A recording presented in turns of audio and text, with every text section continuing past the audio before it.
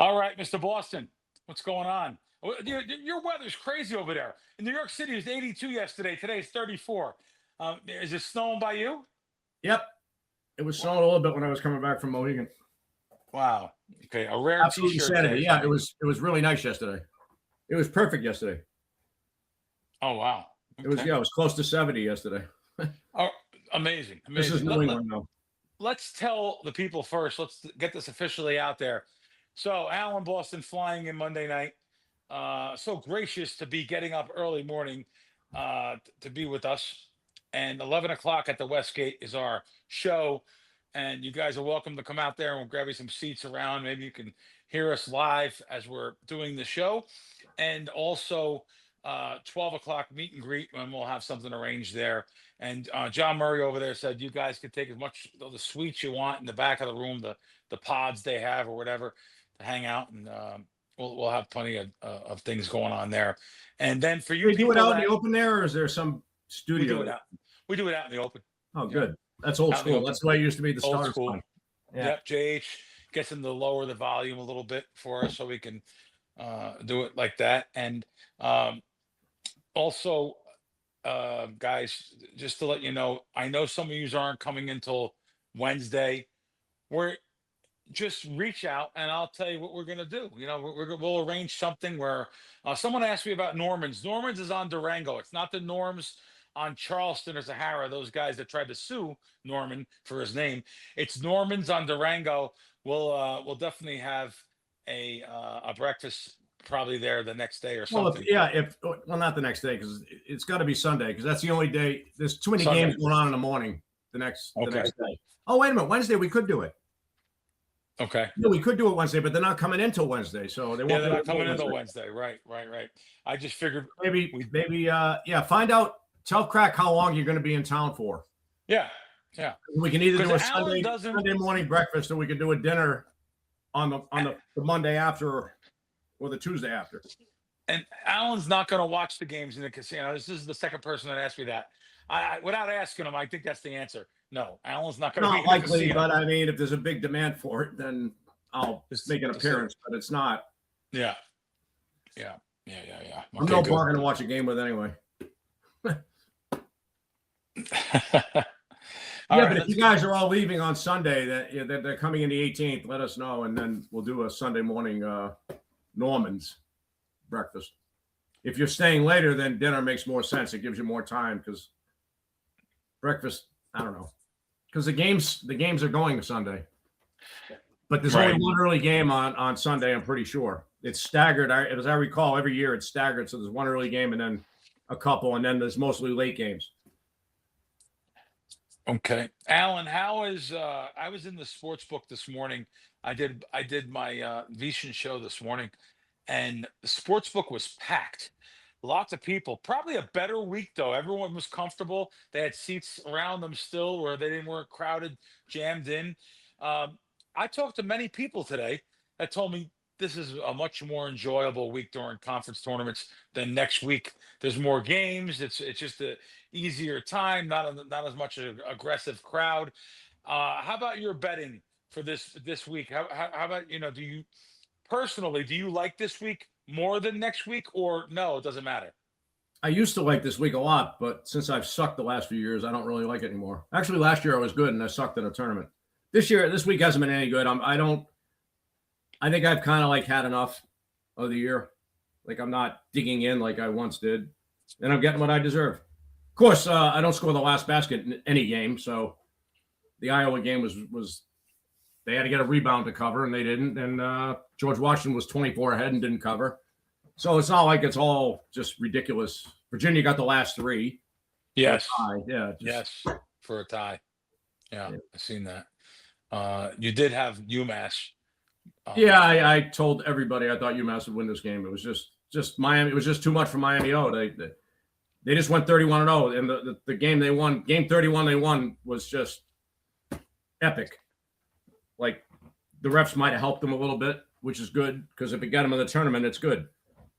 Kick out Indiana, who don't deserve to be in, but somehow they'll probably wiggle their way in. Or they'll put SMU in. They'll find some excuse to put some of these mediocre power schools in, because they have quad 1 wins. The Miami O coach made a very good point.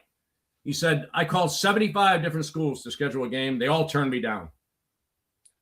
Wow. So how's he supposed to get quad 1 or quad 2 wins or whatever ridiculous nonsense that they predicate their seedings and who gets in on? It's all very corrupt, and I'll continue to say that to the day I die because I know I'm right. How about just taking the best fucking teams? How about that? How about finding some power ratings? They don't have to call a handicapper like me. It would be a good idea. Here's the top 80 teams in the country, and I have no reason to lie because I don't care who plays who. I'll make a bet based on, or use KenPom ratings or Sagarin or whatever other computer ratings are out there. And, they'll be a little flawed, but, all of them will be a little flawed instead of just quad 1. They don't do that because they don't want the best teams in. They want the teams that they think will generate the most money or that have the biggest TV contracts. That's who they want in. Can't have the mid-majors in there because then they're entitled to more money. And if they have more money, they're a threat to the power schools. But the tournament's ruined as far as I'm concerned. They claimed when they expanded the field to 68, they claimed it was to allow more majors to get in. Of course, last year was the fewest at-large mid-majors that have ever been into the tournament. So that's complete horseshit. And you'll see the same thing this year. Just, if all these bubble teams hadn't lost, then they all lost the last week. They've lost every game. So they're going to have a hard time putting all these teams in because all they do is lose. So now, in Santa Clara beat St. Mary's, so now there's going to be 3 from the West Coast Conference. And if there isn't, there should be a riot. And, Miami O does not deserve to be in. Their rating isn't good enough, but how do you not put them in? They went 31-0. Again, they took everyone's best shot every game and handled it. There'll be another riot if they don't put them in. So there'll be 2 from the Mid-American Conference, and that'll get all the power schools sick, which makes me happy. Unfortunately, there's no Cinderellas because they're just not good enough. You can't overcome. If you're paying someone $2 million, you're paying someone $100,000. Guess who's the better player? Right. It's the whole thing's ridiculous. It really is. It's really just. And Nate Oates just trying to pull someone out of the G. I mean, the whole thing's just crazy because he needed a big guy. Fuck him. Fuck them all. I'll be happy when it's over. Now, what over the years we've seen, like you've had some epic rants about, justifiably, about some of the mid majors. So you're saying these teams are going to get screwed, maybe even more now that we're involved. Well, they did last year. They only got 4 of them in. Right. Yeah. 2 years ago, Indiana State was like better than, I think, 15 teams that they put in. And they weren't in. St. John's got screwed that year, too. But that was probably the anti-Patino thing. I don't think they're fans of Patino. I mean, Huggins always got screwed because he doesn't fit the persona of what the NCAA wants them to look like. He's kind of like he was the best coach, one of the best coaches around, but that don't matter to them. Same thing with Calipari. Calipari tells them to go fuck themselves. So they don't like him either. So Arkansas will probably get screwed. It's like clockwork. It's the same teams get the benefit every year, and the same teams get screwed every year. And this is not conspiracy because I happen to know who the best teams are. I rate them. I probably know better than 99.9% of the world, if not 100, who the best teams are. So I know who gets screwed. I know who gets seeded, and it's always the same teams. Always. So you could see it happening again. The selection. It happens every year. Sometimes, though, with a team like Miami O, who's 31-0 and gets all this press, and they're on, ESPN, and if they leave them out, then it'll be. And believe me, they don't belong in. They're not nearly a good enough team. But they went 31-0. And then Bruce Pearl will be there like, well, Auburn would have went 31-0 against that schedule. No, I don't think they would have. I don't think they would have. When you're getting everyone's A game every night, it's hard to go 31-0. And for the last X number of games, they've gotten everyone's A game. And they still won. By hook or by crook, they still won. So it would really suck if they weren't in. Allan, you've said many different years, this is your last year, and you always get talked into it by somebody or maybe a partner or your who you're advising or something. Do you think this really will be your last year? I can't. I crashed this week. Like I ran out of gas, and I'm not getting any younger. I'll be 68 next year when this thing starts, and and there's 33 game schedules next year. They expanded the schedule because they're not playing enough games now. Right. They got to get a little greedier because you always go to college, so you just play basketball. Except now they play basketball, and the college happens to be the name on their shirt.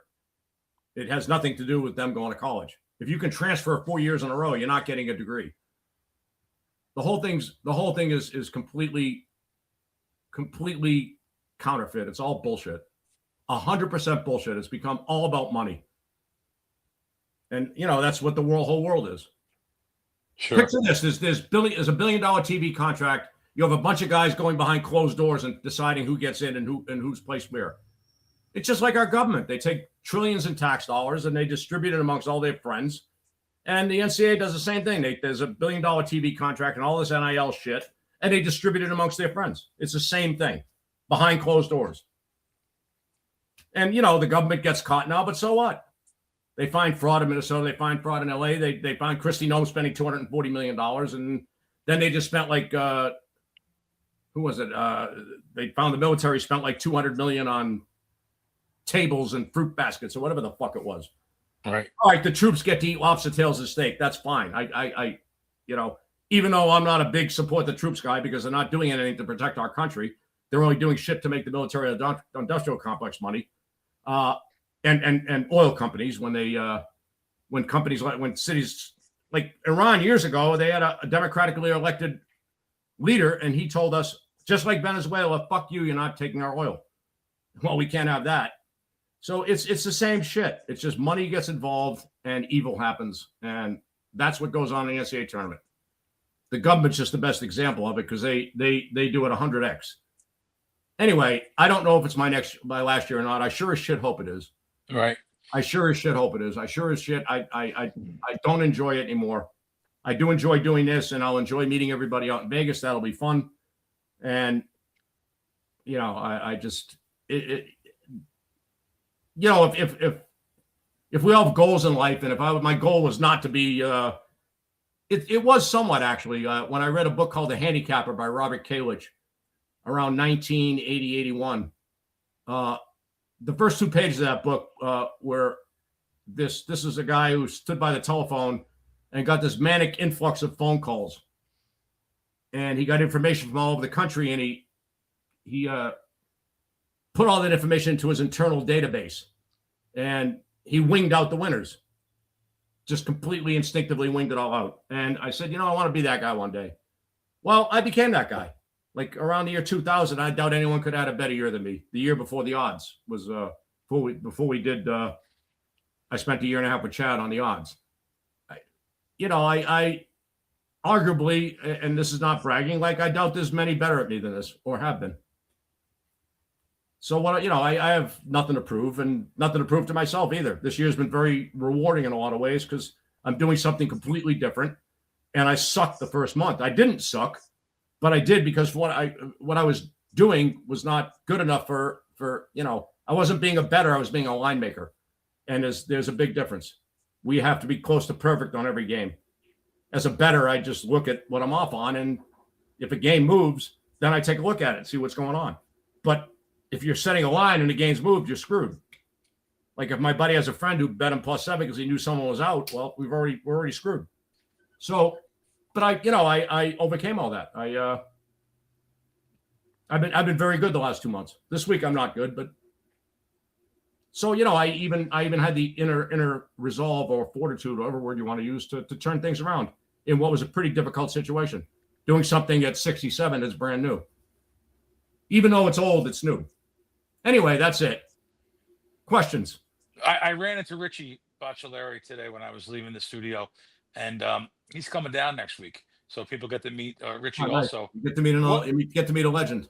That's what you took the words. That's it. I wanted to know.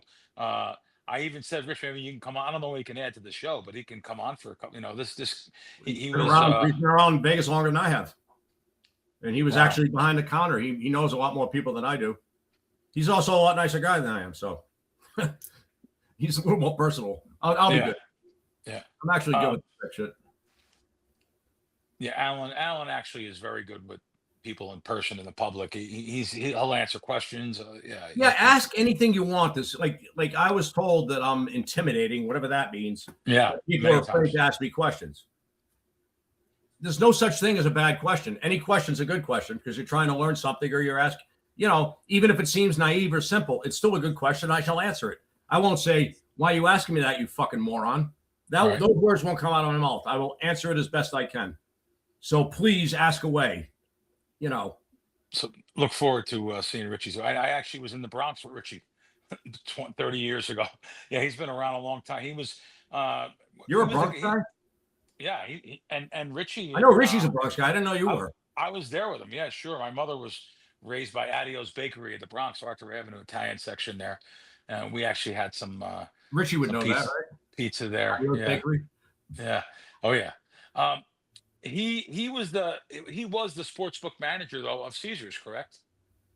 Right. Caesars and the Palms, which he completely turned the place around, and the MGM. And he was up for the job at MGM at Bellagio, and they gave it to Robert Walker. They gave it to the dick sucking corporate guy. So they got what they deserved.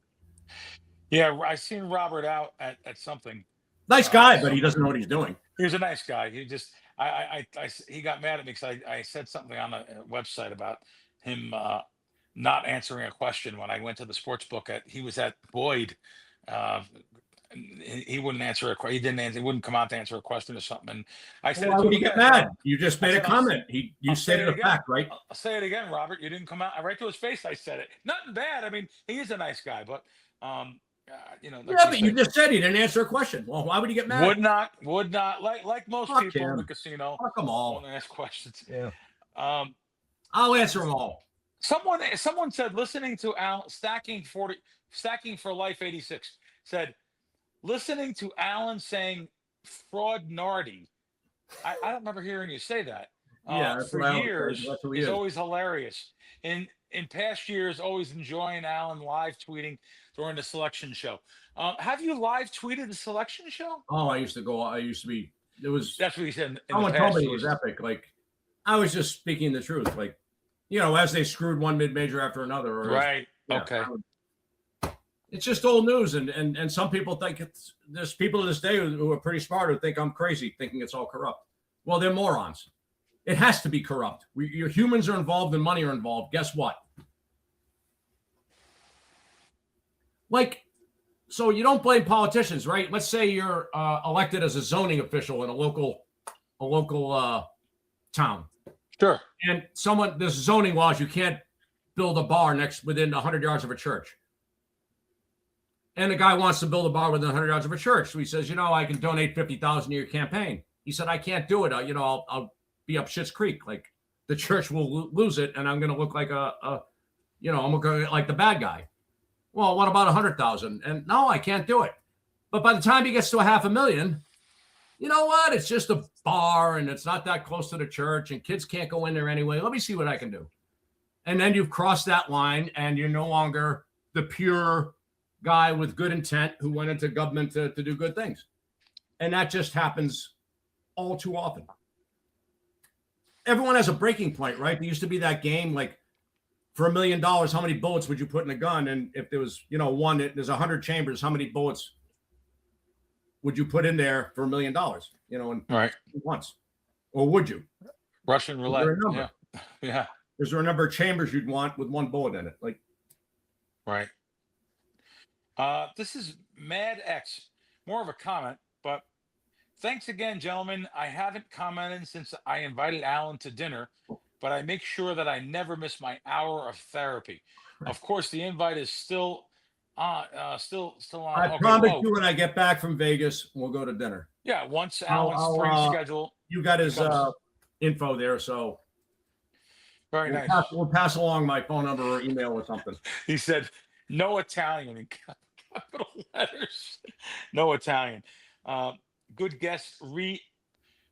Rehoboth or Swansea? That's Rehoboth or Swansea. Yeah, those are two towns right east of Providence. Yeah, Seacrest would be another. He's one of those.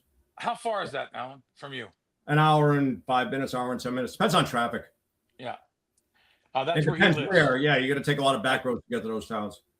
You were only off by one town. Looking forward to meet. Oh, when we went, me and you. Yeah. Did we go there? Is that where we went? Did we go to when we went to eat? We didn't go to no Rehoboth's very nice. Rehoboth, I caddied for a kid at Rehoboth.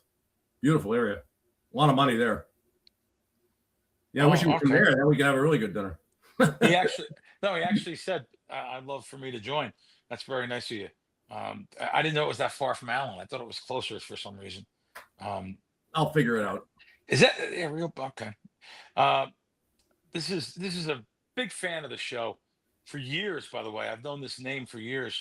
Well, the show hasn't been on that long, so I don't. I know this guy's been going. This guy's been commenting on Twitter and stuff for years.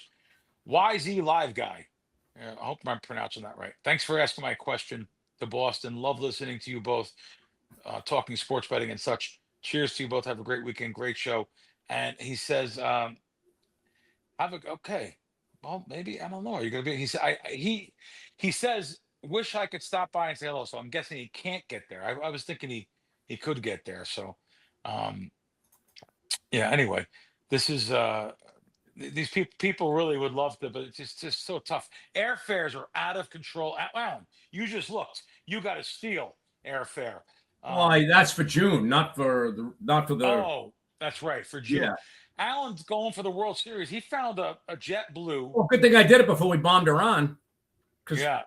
Fuel prices just skyrocketed. Yeah. But don't worry about it. Trump said, no, drill, baby, drill. We'll get those gas prices down. Yep. He got a Allen. You did get the blue mint, right? JetBlue mint. Of course. What do you do for like $600 or something though? Yeah, I found a ridiculous fare. That's sick. It was like nonstop. 1,600. They had 3 flights: 1,600, 1,400, 600. Okay, I'm taking that one. But they didn't have the individual pod seats available on any of them. It's almost like they're locking those up for their VIPs or something. Right. I checked them all, and there were no single pod things available. Those are amazing. They are amazing. What Allen's saying is on JetBlue in the first class, it's 2 seats, 1 seat, 2 seats, 1 seat, 2 seat. The one you're basically getting the size of an entire row, which would be a row of 3 in the back. You get your own giant pod, and it's a lay down seat. Crazy. It's crazy. That's my favorite. I flew on a JetBlue last year. They were all individual pods in first class. That's they sick. were bigger. They were bigger rooms than it was called the mansion seating. They had two seats that you could lie down on. They had a TV that swiveled, so you could actually lie down any place on the thing and put the TV anywhere you wanted. It was fucking crazy. Unbelievable. They did cut down the choices from 5 to 4 entrees though. Oh, okay. Yeah, so he's right about that. They give you like 5 entrees. They just give you. You got a choice of 3 out of 5, but they only had 4 on this one. But they accommodated me because I don't know how to tell them I'm lactose intolerant. There's no place to do it on the thing. Right. Oh, okay. Maybe if I say I'm kosher or something, I don't know. Or vegetarian, but vegetarian won't do it because then there's cheese involved. Yeah, I don't know. No one's been able to explain it to me how to check off the dairy restriction. But okay. This is more of a comment, but there's 2 names. I only know one of the names. I know Lee Pete. Hey, Allen, do you remember the Stardust line on Sunday nights with Lee Pete and sidekick Donnie Bader? Did you know Donnie Bader? I listened. Lee Pete is slightly before my time. Absolute legend, though. I used to listen to his. The last time I remember listening to was when I was leaving Las Vegas to drive back to Maine. I went to Maine every summer from Vegas, and by the time I hit Utah, I could still hear it. And then about 100 miles into Utah, I finally lost the signal. But it was great to listen to him. But that's when I was new to Vegas, and it was all exciting. And I'm listening to some, guy who was speaking my language. It was sure. Yeah, he was great. Both little I heard of him, he was great, but I heard he was an absolute legend. Both passed away, unfortunately, but Bader was a ticket writer who was excellent at college basketball. Also, any stories about the Polish maverick who built Vegas World, Bob Stupek? He ran out of money halfway through the building in the stratosphere. A real character. I remember him with Phyllis McGuire, which was his girlfriend. Thanks to both. I'd met Bob a couple times down at the Golden Nugget. He was very, very nice. Very nice. Any interaction with Bob Stupek at all, Allen? The only time I remember him coming is when I was with Stewie Unger, and it was single deck blackjack, and Stupek came over and said, "Yeah, go ahead, deal to him," because and then Stewie, of course, told them what the last card at the bottom was. But yeah, he didn't give a shit. He was great. He just didn't give a fuck. I think he was at one of my no but hold'em tables once too. He was total gentleman from the minimal interaction I had. But I loved Las Vegas World. Las Vegas World. I loved his old hotel. It was great. Stratosphere. I was never in there. Oh, it was fantastic. It was epic.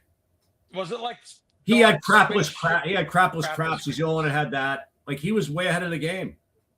His lounge was great. I saw Bob Anderson there at his lounge, my favorite lounge act. Bob, which we're going to see him. Yeah. We're going to that, wherever the hell he is, I'm going to see him. Bob, I watched the Sinatra show he did. It blew me away. I couldn't believe how good he was. Wow. Beyond good. Yeah. Not only is he a great impersonator, he's a great singer. Great singer. Comes to the Italian American Club once or twice a year. I hope it's while I'm there. I think he's down in Florida. I think he lives in Florida. I'm almost positive. But yeah. When Vegas went to Pitter, he went to Missouri and performed there for a while. But then he came back. He was doing a show at I forget where when I moved away from there 10 years ago. He was doing some regular show that was fronting some big show. I saw him open for Andy Williams. Wow. Andy Williams Christmas show. Yeah. Yeah. Andy Williams. My dad and I went. It was at the Hilton, actually. But I went to see Bob Anderson. I didn't give a shit about Andy Williams. Sure.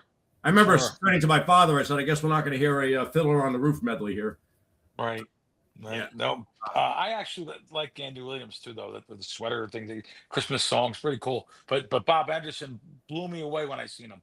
I only seen him once, and I wasn't expecting to see what I seen. That's how good he was. I couldn't believe it. I probably saw him 25 times.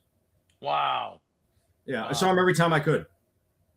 I saw him at Palace Station. I saw him at Las Vegas World. I saw him at Smith Center. Wow. Cabaret room there. The Sands, I believe. I don't remember the first. Maybe Arizona Charlie's, like everywhere. Yeah, Arizona Charlie's. He played there one night. What did I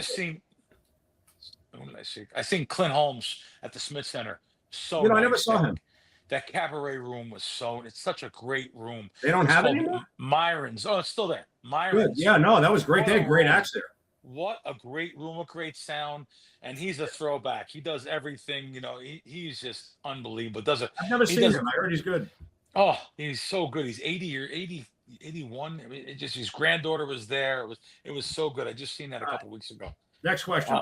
Realtor Blanchard. Yes, he just chimed in. Breakfast would be great. Getting in the 18th at night. Available for Norm's 19th to 22nd. We're probably going to do the 22nd, but just stay in touch with us here. If he's leaving the 22nd, then we have to do it the 22nd. Right. Yeah, 19th to the 22nd. And Norm's is Norman's, just to let you know. Norman's, yeah, and we'll leave the address on here. It's Durango and between Twain and Desert Inn, I think. Right. Oh, and then like that other person that's where it's at. Yeah, between So when I get there, I go to Norm's almost every morning, so I'll make sure he books a big table for us. We're going to try to get an idea how many people are coming. Okay. I'm sure Artie Call will come, and sure, maybe Richie will come too. Artie, legendary poker player back in the day. Did he win a couple bracelets? He's got 5 bracelets. He final tabled every decade of the World Series. 70s, 80s, 90s, 2000, 2010, and 2020s. He's not unbelievable. He helped run the World Series when it first began. He worked with Eric Drake. His hats were legendary. Everyone loves the guy. Not in the Poker Hall of Fame. Just absolute disgrace. Another ridiculous Poker Hall of Fame. Absolutely ridiculous. Him not being in is just crazy. How old is he? 82, 83. Yeah, he's got to be in. And he's finally started looking at it, but he's still hanging in there. I'll get him there. Yeah, that was M Munchie 58 asking that question before. Thank you. Tyler and wow, this is some name here. Tyler and Meat. Okay. Just say Tyler. Tyler. When I first heard Allan, I thought he was crazy for saying Roy Williams, Coach K, etc. couldn't coach, but he was totally right. He was also correct on Lenardi and all the power conferences. What's that? Fraudnardi. Oh, Fraudnardi, right. And all of the power conferences pushing their way into controlling the tournament. Absolutely correct. And do you still feel that way this year? Yes, right? Of course. I mean, Well, we haven't they're seen how they're gone. going to fuck them this year, but Yeah. they will. Like even if they get it, like I guarantee St. Mary's is like an 8 or a 9 seed because St. Mary's is very good and could win a couple games. But no, we can't have those pesky mid majors hanging around. You'll see mid majors in the 8 and 9 bracket that are dangerous, like St. Louis, Utah State, St. Mary's. Those types will be an 8 or a 9, is my guess. Okay. Maybe a 7 or 11, so they play the 2 seed. One way or another, they'll get them out of there quick because they could beat a lot of 3 and 4 seeds. Oscar Ramirez. Does Allan bet the NIT? Should be a great field this year. Question mark, question mark. Yes, I bet anything I can. Okay. Allan's don't do that. Will you do the NIT tournament this year too also? Okay. So in fact, I could talk about that on Tuesday if there's time, if we get through the games. I don't think we will, though, because it's a bunch of teams in an hour. We do it for an hour, right? Yeah. Yeah. We can go a little bit longer, though. That's fine. Oh, we can do an NIT show. Where does Allan think? Okay, this is Vaughn Schaefer. Recapping the show from a few weeks ago, Allan thinks Purdue is a top 5 or 6 team. Illinois can win it all. UCLA rounding it to form. What do you this was? I guess he's actually laughing though. Any of these teams still in your top thing? I would. So Illinois, Purdue. Their 2 top players are not 100%, and that game against Wisconsin, the last game of the year, was a real stinker. And Wisconsin was without their starting center, who was massively important. They really lacked rim protection without him, and it was a complete throwaway game for Wisconsin, and Wisconsin still beat them. That was disturbing. On top of the fact that I believe Michigan went in there and ran them out of the gym. So clearly they're a notch below the elite. However, they have the best point guard in the country, and they have a very, very, very good coach. And, sometimes it's good not to be the hunted. And once again, they're kind of like the underdog role. So I could see them Final Fouring it. They're not good enough to win the whole thing, but no one is. It's very, very narrow who can win the whole thing. Michigan, Duke, Florida, maybe UConn. That's it. Maybe. I don't think Arizona. I mean, they've done nothing wrong, but I just don't think they're going to win. I think they're going to put a clinker in. I think UConn's the one like sleeper team, if you want to call them that. UConn is a 20-1, by the way. Yeah, that ain't enough. Oh, it's not enough. Okay. Probably not. Like they're a 3-point dog to the elite teams, and they're going to have to beat 2 of them at least, and probably win as a small favorite. So what's 3 points? $1.60. Yeah, so maybe 20-1 is not unreasonable. It's okay, not just to give some people the idea of what we're talking about here. Michigan.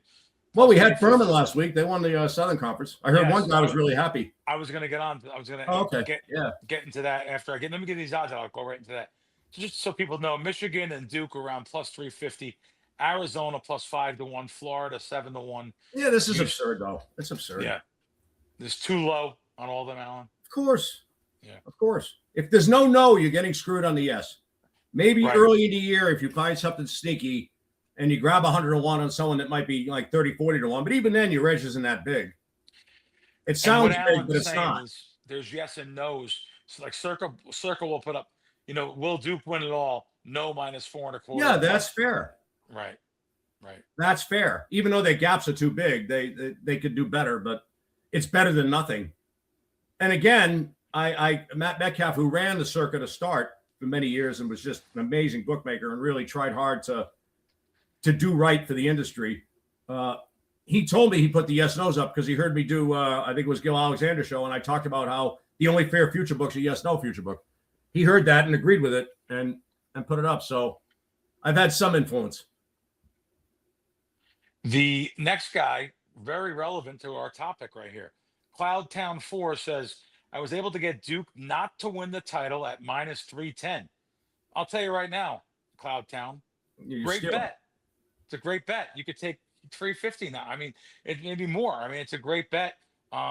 I'd like to know where you got that at, though. Just let me know if you could just respond there. I just want to know, Well, it doesn't just in exist general, because if it existed, it would be bet up just because for the people would. future. I like to know who had that. He said he bet a $25,000 wager. That was his next line. Wow, So I just wanted to know good where he for got him. that wager. Good bet. Yeah. Win or lose, a Steve, good bet. I mean, they're picked, but they're going to be picked twice probably. That's already right. 3-1. Never mind the chance that that someone upsets them. So Steve Ludwig, who has commented on a lot of my shows and a lot of our shows too. Love both of you guys, straight from the mind and heart and conversations. Can't wait to meet you both at the Westgate on nice. the 18th that you mentioned would work better for some folks who can't make the 17th. Yes, Steve, I'm sure you're hearing this now. I guarantee you'll have a big crowd and meet at both meet and greets.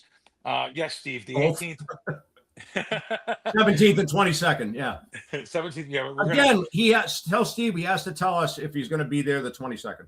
Like Okay. that's if people are staying the whole weekend, which makes sense, and they're willing Sure. to sacrifice the early game on Sunday to have breakfast. Like Right. I don't want to schedule. We can't schedule all this and have someone say, "Well, I'd rather watch the games than go meet some old man." Like, yeah. Right. Yeah. Some of these people are really funny. Some of the things they say. Okay. Jerks tickets. All right. In town, 18th to 22nd. Same thing, buddy. Going to be a busy weekend. If it's meant to meet up, you guys will be great. So we're looking at the 22nd. There are so many people on this thing that saying the same exact thing. Really? Wow. Wow. God, it's another guy. That's cool. yeah. Well, we got to get a count so I can tell Norm, to Right. block off half the restaurant if need be. Yeah, no, there's a lot of a lot of people saying some things here. Appreciate you guys, and just stay on me. Stay on my Twitter. I read Twitter every day, so just stay on the Twitter and Really? we'll arrange. I don't know how you read handle it. I read what I do is I read my notifications. I don't read Twitter. Like who has time to read Twitter all day? Like I know, scroll but I through mean, you tweets. gotta pedal through all the bullshit, all the haters. Right. Like, just Right. Okay. Nemo, Ryan's voice. Allan, I share your sentiment about money. I'm not rich, but I'm happy and I work hard every day. But for fun, say you could have a wave of wands and have a perfect life set up. What would you look for? What would that look like? I'm sorry. What would that look like? Daily life, your place in the gambling world, society, etc. Love you, buddy. So, in other words, what would be the perfect setup in life for you, and what would daily life look like? Interesting. yeah. Well, perfect life Wait. doesn't exist because it ends. So there's that. I think maybe having 50 fewer IQ points might be better for me. That's a start. Wow. Yeah. Okay. I'd own a Great Dane. I'd have a cabin on 200 acres in the middle of nowhere, probably, with a gym nearby, a sauna for sure, and some good restaurants. I don't need much more than that. A movie theater and a turntable, which I do own, so I have part of it. Do you go to the movies, turntable. Allan? What? You go to the movies? Do you go to the movies? The first course I signed up for at Penn was reviewing and criticism. I watched Siskel and Ebert every week. This is back when they were on PBS, Channel 2 in Boston. Yeah. I was a big movie buff. I wanted to be a film critic. That was my initial goal. And then I realized I found out quickly I couldn't write, and I couldn't write pressured to write the movie review. I remember I wrote my first movie review. I thought it was great, and I had red lines everywhere. Be more succinct. The good news, I learned how to write. That I did learn, and that's kind of a lost art, and almost irrelevant now with computers. But it's still better to be able to write from the heart and write well. So, yeah, I think that's. What more do I need?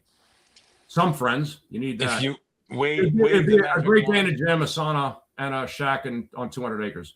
And money to donate to Save Elephants. Yeah, that's probably about it. I have my turntable, so. Allan, you said sauna. Those are things that are important to me, I think.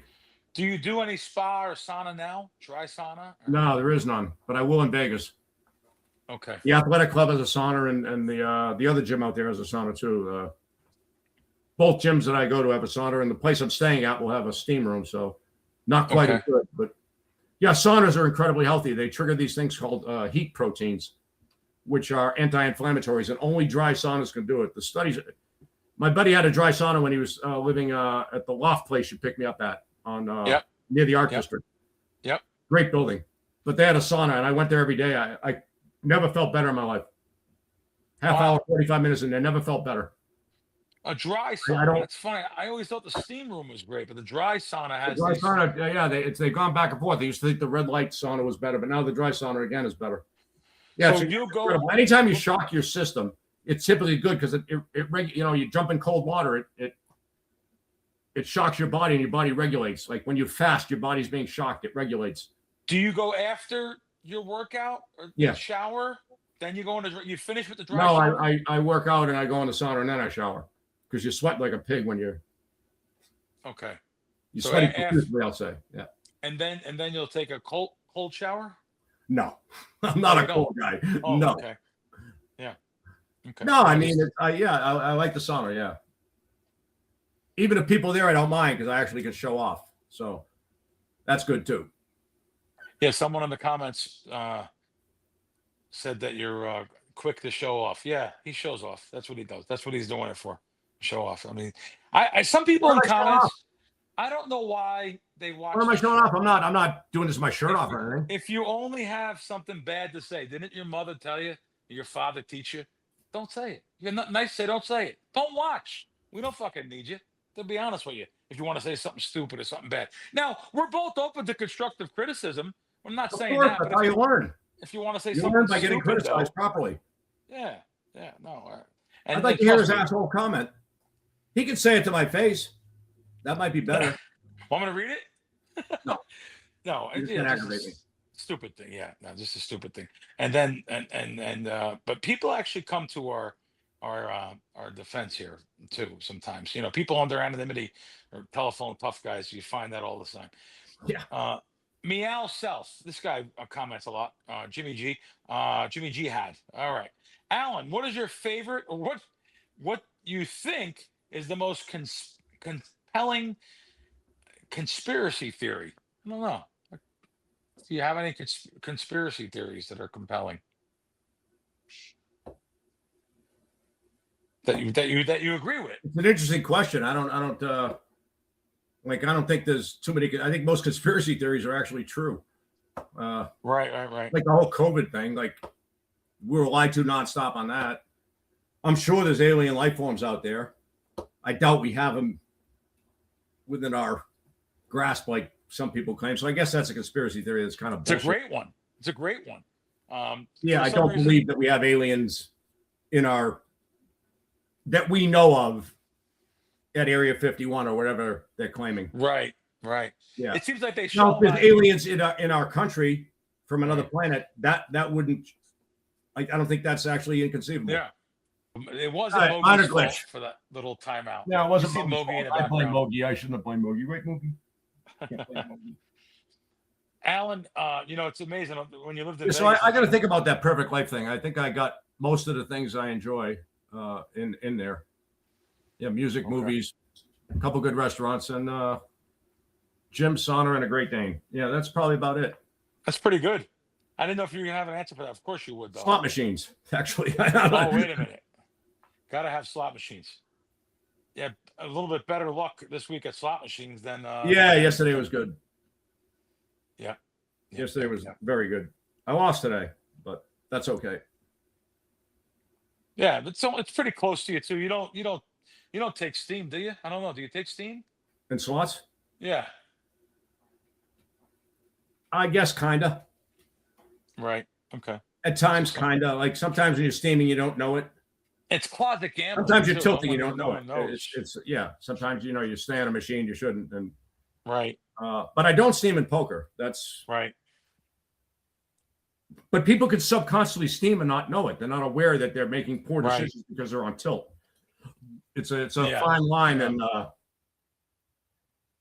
and we're all human, and we're gonna tilt at some point. We all have a breaking point. Right. The kid, Philly local kid. All right. Of the top 10 rated teams, who would he play the no to win the title. Allan is the GOAT of college basketball. Thank you very much, fellas. Who would you play the no on in the top 10 teams? It Would you depends on play? the price, You right? might. I was going to say you probably play Depends no on the on. line. Everything's based on a price. Like, Right. if you can lay 3-1 against anyone, you do it. You can lay 4-1 against anyone, you do it. But after that, it gets a little dicey. I commented I think Arizona's going to crash out. So yeah, I would bet no on Arizona. Probably lay a lot there.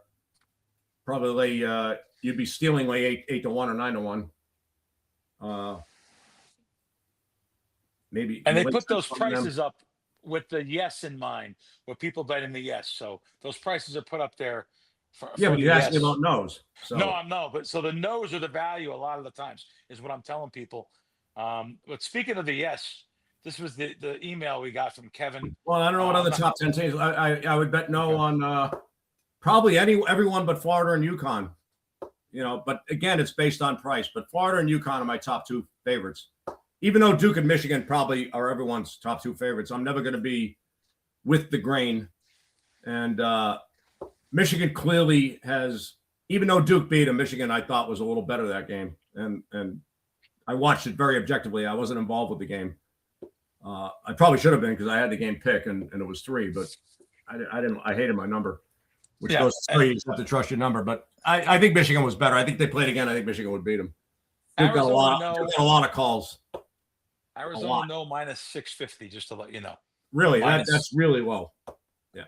So the no minus 650. Yeah. Okay. I would say it's borderline stealing. Wow. Yeah, I think you have a lot of EV there. Like, all right, so you'd rather they're going to be a dog in several games. Then laying 600 on the Florida. You'd rather? No, I like Florida. But laying 600 is too low. Yeah, it's all too low. But I don't know. I do think Florida's going to win it, and 600 is no bargain. That's probably what the right price is at this Michigan point. I get them rated higher. I get them rated the same as Duke and Michigan. But now Duke's down a starter for the rest of the year, and the starting center is out for this tournament. They should dump tonight. Here's an example of a team that should dump tonight, Duke. They have 2 starters out. You can't afford to get someone else hurt. Just dump the game. 16 points. I would get another team in from the ACC, too. If Florida State beat Duke, they'd probably be getting the tournament. So, I know it's by the time it comes out, people aren't going to see it. 17-point favorite. Yeah. Right, 17 points. I'm just saying that's what they should do. That's not normally what they do. Witness. So here's an example. Virginia. This is actually pretty relevant. Virginia ACC tournament, they had 7 guys dressed up. They had 3 guys hurt and guys playing hurt. They literally had a beat-up team with guys out and guys hurt. And they were a 1 seed no matter what. Right, well, right. They won the ACC tournament. They won 3 games in 3 days and then got destroyed by Maryland, Baltimore County. They were never in the game. They had nothing left in a tank. Instead of dumping the first game with all the crippled players they had, getting them rehabbed somewhat and getting ready for the Thursday game, they didn't. Right. So they won the battle, but they lost the war. Yep. And that's what all that's what all these teams look at. If I were a mid-major, I might dump the whole year. Don't show anyone what you're doing. Come out and play man-to-man all year when you're actually putting some matchup zone in and spring it during the tournament. Interesting. Start, just jumble your lineups. Occasionally, you can't just create bad habits all the time. But I'm making a point. I'm exaggerating, but that's because the only thing that matters is the conference tournament. Right. Now, sometimes the way they're staggering it now, where the Sun Belt, you had to win 7 games in 7 days. You're at the bottom. Obviously, you can't dump the whole year because you're not going to win 7 games in 7 days. Although Georgia Southern won 5-5, but they had nothing left at the 6th, especially against the first team. So yeah, I won that one actually. But yeah, but no one looks at big pictures, right? That's what greed gets involved. Like if everyone just didn't overdo parlay cards and all the rest of that, they'd still be here. But you're greedy people. And then people brag about how smart they are with the parlay cards and tell everybody else. And instead of just, trying to win a little bit. What Alan's talking about is the sports books don't have the parlay cards anymore where they had NFL games. You'd bet the slower moving lines on. It's gone though. I can't name one place that has parlay cards. Well, they were a lot of fun and they were big business for the place, but people took advantage of it. The game would be 3 on a parlay card and the quarterback would be out. Now it's 7 and people would just pile in, that and one other team that was off and just pile in all the parlays. So even though they're getting robbed on a price, they really weren't. Right. Exactly. But they got greedy. Now you don't have them. It's like if there was a broken slot machine, as long as you didn't go and bury that slot machine, they're never going to know. So don't you want to win $100 a day or a week for the rest of your life, or win 500 on one shot and say something ain't right here? But it's, again, we're human. The ones that do have it they take the games off the board now. Last one was Michigan minus 430 on the no. So you'd say more the no there. I'd lean to no there, yeah. They're probably the team with the biggest upside. Like what they did in that tournament in Vegas was ridiculous, where they beat Gonzaga by 40. They had them 40 down like in the first half. It's crazy. They buried 3 teams by 40. I think it was Auburn and San Diego State, and I don't know. I don't remember, but it was impressive. They beat 3 very good teams, and they had them all 40 down. And this was going on to the one. This is the third or maybe the fourth. Could be the fourth person that said something on either Twitter or this one's an email to Allan. This was about Furman. I think it was about Furman. Yeah, Furman. Okay. Yeah, actually, I got those right. I don't. Yeah. I said Belmont probably was overrated. They got knocked out in the first round, and I thought Furman would win the Southern Conference. Someone asked me about overrated, underrated, and that's what I came up with. So even an old man picks a winner once in a while. Like, and Kevin, I'm not going to say your last name, but Allan and I would love to know how you did this. I'm going to read you the email. Can I please have a contact for Allan? He just made me a lot of money from his and Crack show. I just want to personally thank him. $63 to a little over 20,000 in 4 days, and it wasn't possible without Allan saying something about Furman. I've been in 10K worth of credit card debt in 2 years now, and Allan helped me get completely debt free. I'm just appreciative of him, and yeah, he was just very nice. A very nice email. It goes on and on to even more, but I'd love to know. I think Allan would too. How you do that with $63? Yeah, it's a parlay. Even if you parlay them every day on the money line, it doesn't come close to 20,000. So good for him. If that's at all accurate, good for him. That's amazing. So he had to put his own. Yeah, but he had to put his own teams in there. He had to. More than that, or maybe that's what he was trying to say. He said I helped. That's because I put Furman in there. So he obviously took some initiative. He did something more right than on his one. own. Other people reached out to me on Twitter about Furman too, and thank you. So. Yeah, but just because I say something, you still have to get the right price on it. Like, just because I like something doesn't mean that it's a good bet. It means like you just gave us win the tournament, but taking 5.5 to 1 on them was no bargain. Like Allan just gave us one minus 6.5 to 1. Who was that? No one. Arizona. If you would say Allan, they're offering minus 950. Allan might say, you know what? I'm not laying 10 to 1. It's too high. 650 is a good price, but exactly. Maybe that there's a price is not a good price. There's a price on everything in life. You can have a price on how many people are going to cross the street in the next hour. Like this, you can always make a price. Right. Arizona, Mark Lindsay. How's that? There you go. That's back in the day. There I go, Mark Lindsay. No, I don't know. That's what I'm saying. I don't know who that is. Well, you said there you go. Like I thought. No, Arizona. Mark Lindsay was the lead singer of Paul Revere and the Raiders. He had a one-hit wonder with Arizona. It's a great song. I thought that was an old player or something that I didn't know. No. It's a one-hit wonder from Mark Lindsay, who was lead singer of Paul Revere and the Raiders at the time. Who did By the way, when Allan was asked, you asked about all those things that he would like to have, a turntable and stuff. He'd have to have the turntable. Might be the most important out of all those things. He has to have some music. That's the most important, or one of the most important. I did buy a turntable last year. Yeah. And it's very, very nice. And I bought some records, and I have some vinyl. I was going to say, Allan, where do you get them? Where do you get the records? On eBay or? eBay. My buddy buys and sells records for a living, but he's fighting cancer now, so I'm not bothering him with records. I got to go visit him when I get back, actually. But he would tell me what to buy. He told me something to buy too to put off aside. Like $30. He said this is $30. It's worth $100 right now. Wow. Hold on, it'll be worth $300. So I have a few of those. Yeah, in New York they have those. What do they call them? There used to be one on Bleecker Street, Bleecker Bob's, caddy corner from John's. I'm sure it's not there anymore, but they'd have those old record stores still, bootleg stores. They had bootleg record stores, but the rent's too high to have this. There used to be a great record store on Charleston and Las Vegas Boulevard, right next to the white. Yes, that place that has the counter. Is that place still around? No, White Cross Diner. Oh, fuck. It's not there anymore? They made a movie there. God, they made a movie there. Yeah. They had great food there. They had this little old school seated diner in the back. It was fantastic. Yes. But there was a record store. I think it was Odyssey Records, maybe, that sold used records. And then when CDs came around, they became a CD store, and then they went out of business. There are a couple of used record stores in Vegas, but these, it's all on the internet. You know how to price everything. But some of the people on eBay, need money or don't quite know the value of it because, it might be a one-off thing, or there might not be a lot of them, and there's no place to really search a price. But this kid knows what they're all worth. So, right. Supposedly I completely robbed one of them. I paid like $105. Said it's $400 right now. Wow. So, yeah, great. Wow. So it's $300. What am I gonna do with that? I put it in a fucking slot machine. Can blow it in 10 minutes. Hey, at least you're honest. Mr. Pixworth. So I don't know any other way.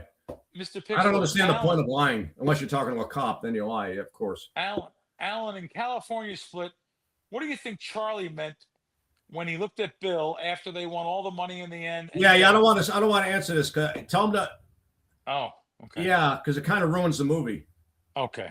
It's the end of the movie, and I told someone I would, if someone didn't get it, I'd answer it. But I don't know. All right, so here, if you don't want to know the ending of California split, mute the next thing because I won't answer this. Yeah.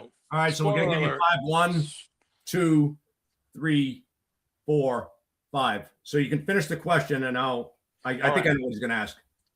Okay. After they won all the money. After he won all the money at the end and said, "It doesn't mean a fucking thing, does it?" And Ellie Gould says, "Everyone knows that." Right, and that's the whole point of the movie. Is Charlie was this, I've talked about this unhappy, hates his job, separated from his wife, and gravitates towards this manic, I don't give a fuck, carefree gambler, and gets immersed in his world. And then they go and win all this money. But in the end, it didn't change the fact that he's fucking miserable. It just masked it. And he said, it doesn't mean a fucking thing, does it? No, it doesn't. Because ultimately it doesn't. What does that mean? It means you have some money, but it hasn't changed the fact you hate your job and you're separated from your wife and you still have to deal with life in general. So he thought that his escape into this craziness would solve his issues. That's what he was. But in the end, he knows it was just masking them. And it's anyone that's been a gambler and had success. Yeah, you have a temporary joy of making a score, but ultimately, what difference does it make? Right. Now, granted, he could have done something good with this because it was life-changing money they won, but it didn't get rid of that empty feeling he had of being alone in the world with a job he hated. This is. I hope that answered it, but that's what he meant. That's what he meant by it. This is a good ending for the show here. A little bit deep. Jar alerts. I'll read the whole thing, okay, because it's a little bit long, but I kind of like where he's going with this, I think. Allan, I've heard you talk about leaving Vegas, consulting back east, and wondering if you still have it.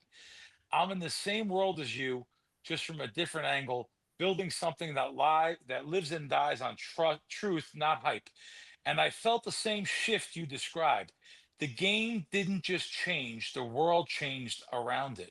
What I've always respected is that you carved out your own path when that actually meant something, and you never hid the cost of living that way.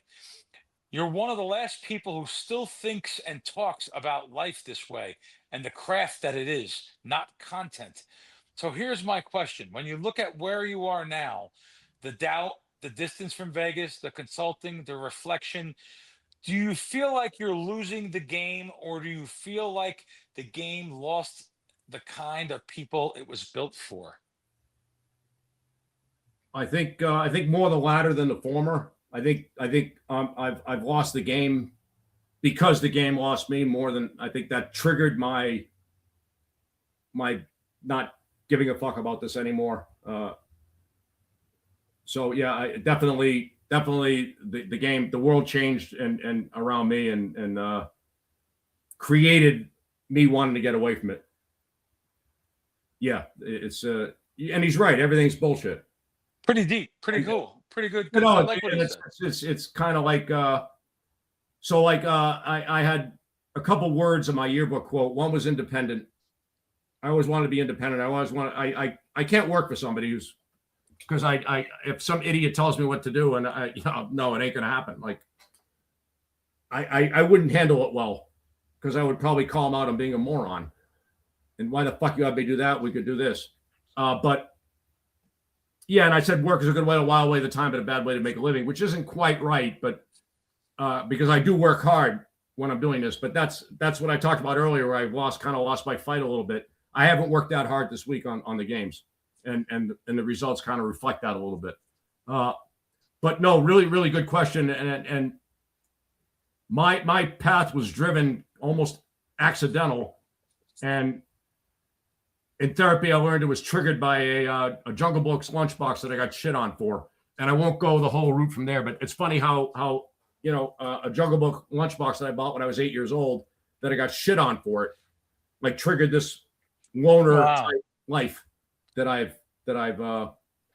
lived, and I wanted it. I didn't want a wife. I didn't want kids. I didn't think that bringing kids to this planet was a good thing. So. And I didn't even want a dog because the loss is too painful. So that's why I didn't want a woman in my life. I just, nope. Sure. I played it safe. I actually copped out. And me becoming a gambler is copping out. It was very, very easy for me to do this. I never challenged myself. The place I challenged myself was the gym. I was a pretty heavy kid, 215 when I was in my 20s. So that's where I've actually, I think I've talked about this before. That's where I've actually gone out and gone to a place that I'm not comfortable at and won. That's winning in life. Me being a sports bettor, it's very, very easy for me. The thought process is automatic. Yeah, I've worked at it, and that's good. I have some of the same dedication I had at the gym I did with this job, but I've lost some of that fight to dedicate X number of hours a day to this because I'd rather go play a slot machine. And that's when I talk about where I've lost some resolve, is just that willingness to sit here and think and read and think and read and think and read has disappeared. And again, go back to the question before, because I actually hate the game and I hate the world we live in. So because it's changed so much, because I don't know how much it's changed. I think it has changed. I think it's always been there. It's just on a larger scale of bullshit now, where we're just fed bullshit after bullshit after bullshit. We've always been doing that. The good news is it's becoming more exposed, that all this fraud that the government has and all this waste of our money and all the lying about, they lied about 30,000 people being shot by Iranians, which was a complete lie. We were arming the citizens with guns, for Christ's sake. Like the whole, it's just all propaganda that we spend a lot of our tax dollars on.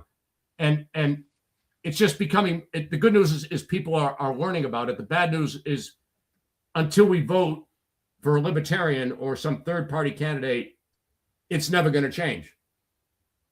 Because Trump is just, Obama, except, from a different place. They're both the same. They both waste our money and bomb countries illegally and kill innocents and lie. So it's really it's all kind of depressing. All right. Well, listen, we're over an hour here, guys. Okay. Please pay attention to my socials. I'm going to post something about you guys that are coming in the 18th. Please just pay attention there. I'll tell you guys. An RSVP if you can make it on the 18th, so I can tell Norm how big a room we have to close off. I can't. The guy has a restaurant. I can't have him close off half the restaurant. Not everyone show up. That would be wrong. Sunday's a busy day. Yeah, so we'll put that on there. Okay, guys, look forward to it. And look forward to seeing you guys. Thanks for liking, subscribing, your comments. Thank you very much for your comments. That's where we get material. That's where we can get our stuff. Yeah, thanks for the comment, everybody. I feel good about that. Like, I do this hoping someone enjoys it, and it sounds like more than one person does. So it's a winning formula here. Anyway, all right. Next week. We'll see you next week.